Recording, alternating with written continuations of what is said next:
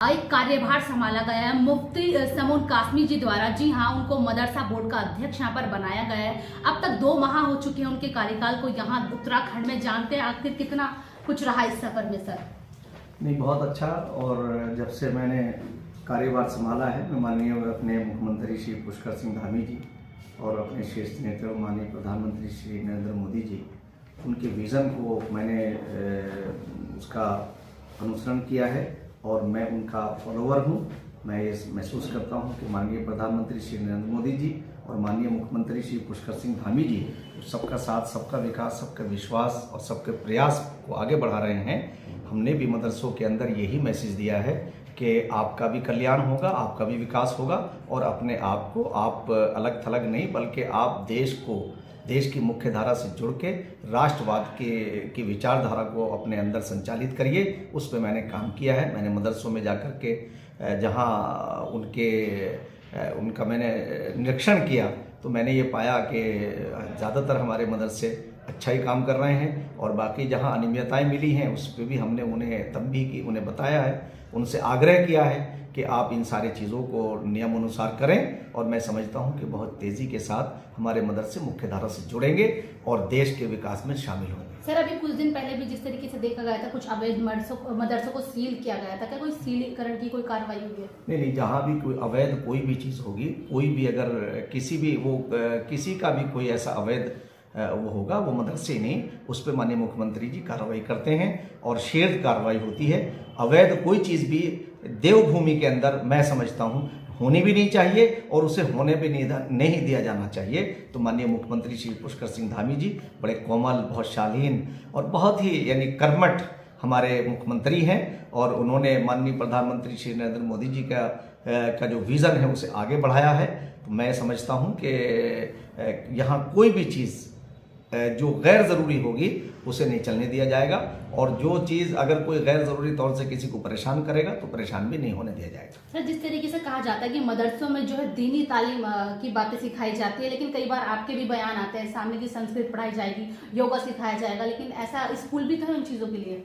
नहीं, देखिए, आपको बताएं कि मदरसा, स्कूल, पाठशालाएँ ये सब बच्चों को विकसित करने के लिए की जाती हैं और मदरसा कहने के लिए मदरसा है। उसमें हम जो है अरबी पढ़ते हैं, हिंदी पढ़ते हैं। अगर अरबी के साथ साथ सामाजिक ज्ञान उन बच्चों के अंदर आएगा तो उनका डेवलपमेंट होगा, बौद्धिक तौर से वो सोचने के लायक बनेंगे। जब वो संस्कृत पढ़ेंगे तो दूसरों के धर्मों को जानने का प्रयास होगा। और ये चीज़ कोई हमारी किसी पे हम थोपने की नहीं, हम तो ऐसा माहौल बना रहे हैं कि उन बच्चों को खेल कूद से में भी हम शामिल करेंगे। हम मदरसों के अंदर योग की कक्षाएं अगर चलेंगी और ये लोग संस्कृत पढ़ेंगे तो वेद के बारे में जानेंगे और जब वेद पढ़ेंगे तो कुरान और वेद की दोनों में बहुत सिमिलरिटी है और जब ये दोनों जानेंगे तो मैं समझता हूँ कि एक अच्छा शहरी बन करके फिर ये जब ये मस्जिदों से मदरसों से निकल करके समाज में आएंगे तो इनके जो ये दिशा निर्देश समाज को देंगे तो वो अच्छा ही निकल करके आएगा। उनकी ज़बान से फूल निकलेंगे, शूल नहीं निकलेंगे। हम एक ऐसा माहौल बनाना चाहते हैं कि हम हिंदू और मुसलमान नहीं, सिख और ईसाई नहीं, वसुधैव कुटुंबकम, जो हमारे माननीय प्रधानमंत्री और हमारे माननीय मुख्यमंत्री जी उस भावना को आगे लेके चल रहे हैं। तो हम चाहते हैं कि मदरसों के लोग भी उससे जुड़ें और जब तक एकतरफा मालूमात आपको होगी, दूसरों के बारे में आप नहीं जानेंगे तो आपको संदेह रहेगा। हम उस संदेह को ख़त्म करना चाहते हैं और हमारा भारत एक ऐसा भारत है कि जो सबको साथ लेके चलना चाहता है। सर, आपने सिमिलैरिटीज की बात करी, लेकिन कई बार मदरसों में भी ऐसा देखा जाता है कि हिंदू बच्चों को वो तालीम दी जाती है जिसको वो पढ़ना नहीं चाहते, और ऐसी अगर आपने मुस्लिमों की बात करी, अगर वो भी नहीं पढ़ना चाहते तो थोपना जायज़ नहीं होगा। लेकिन फिर ये कहाँ तक फॉलो होगा इससे कि अगर अब कुछ पढ़ना चाह रहे हैं, कुछ नहीं पढ़ना चाह रहे हैं? नहीं, देखिए, एक बात बताएं कि हमने क्या कहा आपसे कि हम जैसे जो स्पोर्ट्स हैं, बच्चों को स्पोर्ट्स की तरफ सबको आना चाहिए और स्पोर्ट्स से जो है मानसिक तौर से बच्चे जो हैं वो ज़्यादा स्वस्थ रहते हैं। मदरसों में भी अगर जो है वो स्पोर्ट्स आएगा और वो योग की कक्षाएं लगेंगी, वो अगर संस्कृत पढ़ेंगे, वो कोई थोपना नहीं, ये हमने उन्हें एक कोई उनके लिए कंपलसरी नहीं है, बल्कि हमने उनके लिए ऑप्शनल ये रखा है और मुझे पूरी आशा है कि उस ऑप्शनल को वो अनिवार्य जैसा करेंगे। आप देखिए तो सही, क्योंकि मैं मदरसों से निकल करके आया हूं, मैं मदरसों के बच्चों की उन चीज़ों से परिचित हूं कि उन्हें सामाजिक ज्ञान नहीं पढ़ाया जाता, उन्हें इंग्लिश नहीं पढ़ाई जाती, उन्हें मैथ नहीं पढ़ाया जाता। जब वो गणित पढ़ेंगे, सामाजिक विज्ञान पढ़ेंगे, जब वो अपने धार्मिक इन शास्त्रों के साथ में इन सारी चीज़ों को पढ़ेंगे तो उनका बौद्धिक विकास होगा। यानी उनका दिमाग जो है ऐसा नहीं जो कुरान को पढ़ सकता है, उसे कंठस्थ यानी उसे ज़बानी याद कर सकता है, तो वो और चीज़ों को भी पढ़ सकता है। जब वो अपने कुरान के साथ साथ जब वो वेद को पढ़ेगा, जब वो दूसरे धर्मों के बारे में जानेगा, तो वो ज़्यादा विकसित होकर के समाज की सेवा कर सकेगा। ये लोगों के अंदर जो भ्रम पैदा करने का कुछ लोग प्रयास कर रहे हैं, मैं समझता हूँ कि ये देश के लिए अच्छा नहीं है। हमारे लिए देश सर्वोपरि है, हम देश के बारे में कोई समझौता नहीं करेंगे। राष्ट्रवाद हमारे लिए हमारे दिलो जान से अगर से भी प्यारा है। हम राष्ट्र पे हमारे माननीय प्रधानमंत्री जी ने और माननीय मुख्यमंत्री जो बिल्कुल नीचे से निकल करके आए हैं, उनके साथ ईश्वरीय वरदान उस वक्त आया जब उन्होंने पब्लिक की सेवा करने की बात की। तो मैं इसलिए मदरसों वालों से कहना चाहता हूं कि आप अपने बच्चों के बौद्धिक विकास के लिए, उनके दिमाग, ताकि उनका भी दिमाग सही तौर से डेवलप हो, आप उसके लिए काम करिए और किसी चीज़ से परहेज मत करिए। इसलिए कि हज़रत मोहम्मद सल्लल्लाहु अलैहि वसल्लम ने तो खुद कहा कि भाई तुम इल्म हासिल करो, चाहे तुम्हें चीन जाना पड़े। उस ज़माने के अंदर चीन जो है वो दूर दराज था अरब से, उन्होंने तो यहाँ तक कहा कि भाई तुम चीन जाओ और जाकर के वहाँ से जो है सारी चीज़ें हासिल करो, ताकि तुम एक अच्छे इंसान बन करके, अच्छे नागरिक बन करके अपने देश के अंदर, अपनी दुनिया के अंदर एक अमन ला सको। ये लड़ाई झगड़े की चीज़ जो है, जिसका बिल्कुल कोई ताल्लुक जो है किसी भी धर्म से नहीं है। इस्लाम ही नहीं, कोई भी धर्म जो है वो हिंसा की पैरवी नहीं करता। क्या सर सरकारी मदरसों के अलावा प्राइवेट मदरसों को लेके भी कोई गाइडलाइन फॉलो कराई जा रही है? ये देखिए, जो हमारे यहाँ फिलहाल तो जो हमारे यहाँ मदरसे रजिस्टर्ड हैं, हम उनका, और बाकी जो अनरजिस्टर्ड हैं, हम तो उनसे ये सलाह देंगे उन्हें कि उन्हें किसी भी जगह, चाहे वो हमारे बोर्ड से वो उनका रजिस्ट्रेशन हो, वो मानकों को पूरा करें और हमारे यहाँ वो उसकी एप्लीकेशन दें। हम वो किसी न किसी जगह से उन्हें जो है अपने आप को उनसे रजिस्ट्रेशन कराना चाहिए, जुड़ना चाहिए। ऐसे कहीं भी मदरसा खोल के बैठ गए, कहीं भी आपने कोई काम किया, वो उचित नहीं है। इसलिए कि नियम अनुसार आपको डिसिप्लिन में रहना है और हम इसका प्रयास करेंगे कि मदरसों के अंदर हम उन्हें सुविधाएं प्रदान करें। हमारा प्रयास होगा कि हम मदरसों को मुख्य धारा से जोड़ने का जो हमारा लक्ष्य है उसे हम प्राप्त करें। सर, एक बड़ी बात कई बार सामने निकल कर आती है, इनको डोनेशन प्राप्त होता है, क्या उसमें जाने की कोशिश की कभी कि डोनेशन आखिर कहाँ से मिलता है? कई बार देखिए, ये चीज़ें इसका अभी हमने इसके ऊपर वो नहीं किया। वो तो जब नियमित जांच होती है तो पता चल जाता है कि आप अनुचित गतिविधियों में तो कहीं आप संलिप्त नहीं हैं, तो वो तो मैं समझता हूँ कि ये तो लॉ एंड ऑर्डर का मामला है और उससे तो कोई समझौता नहीं किया जा सकता।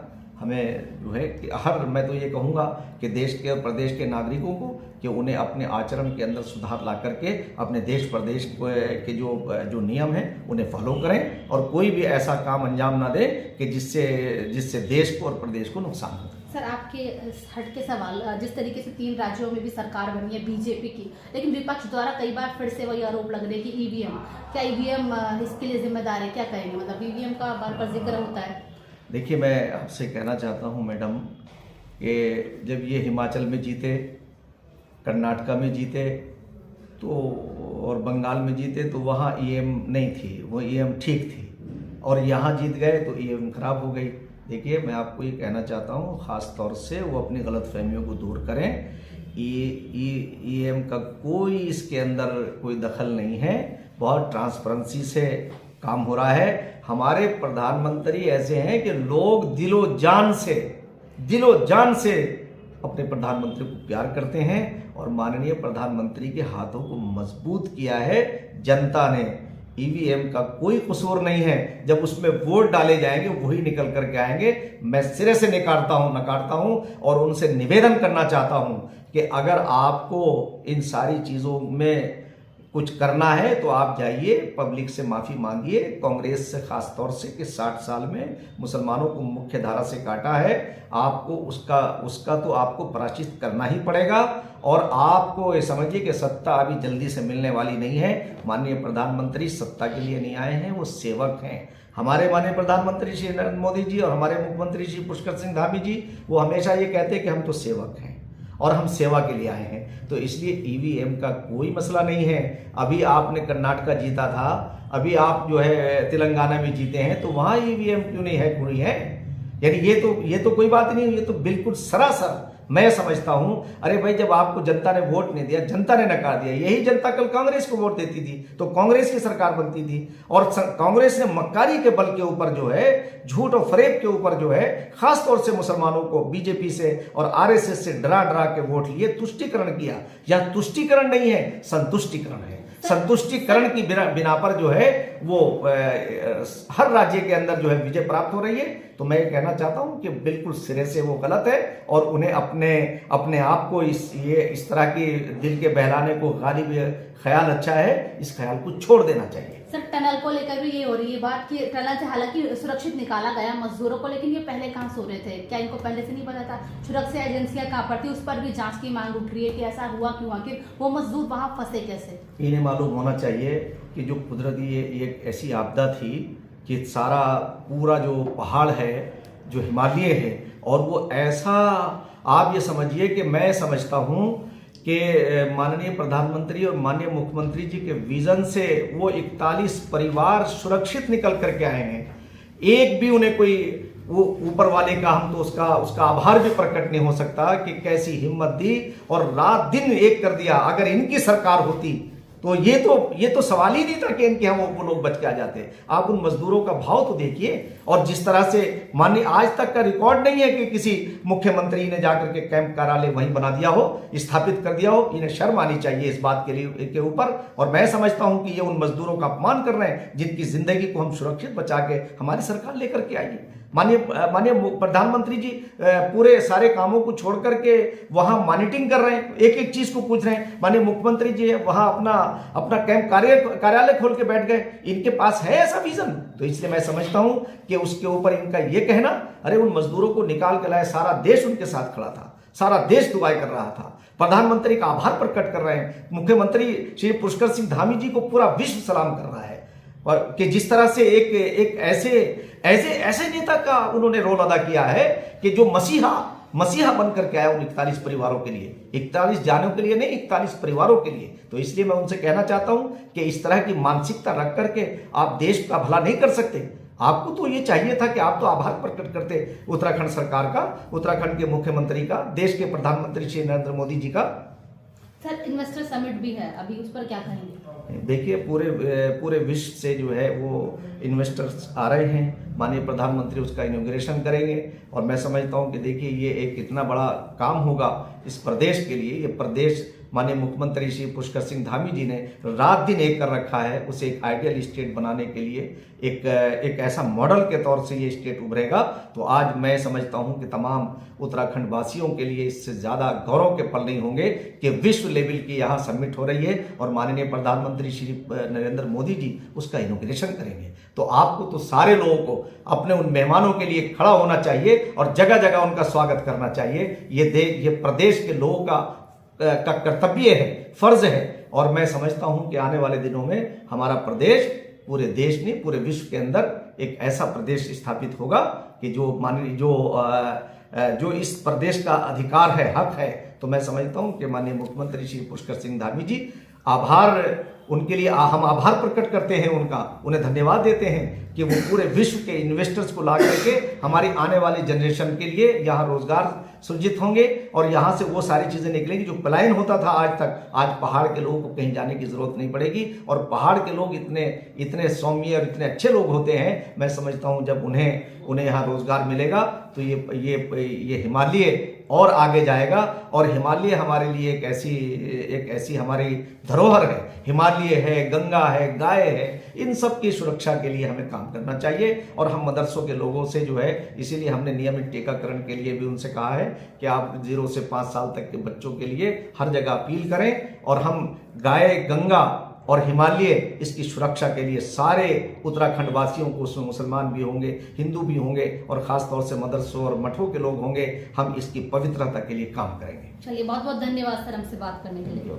तो बिल्कुल ये थे हमारे साथ समून कासमी जी, जिन्होंने बड़ी बाखूबी के साथ हमारे सवालों के जवाब दिए और बीजेपी की कहीं ना कहीं देख रहे हैं आप तारीफ भी की है, कई चीजों में तारीफ की है। हालांकि आरोप प्रत्यारोप चलते रहते हैं और ये तो राजनीति ये सब चलता रहेगा, लेकिन जो मदरसा बोर्ड के अध्यक्ष है उन्होंने जो हमारे सवालों के शालीनता से जवाब दिए, आप भी इस पर कमेंट करके बताइएगा क्या आप इनकी बातों से सहमत है, क्या वो सारे काम हो रहे हैं मदरसों में जो सर ने अभी बताए हमें, क्या उन गाइडलाइंस को फॉलो किया जा रहा है। तब तक आप बने रहे खबर 24 आवर के साथ।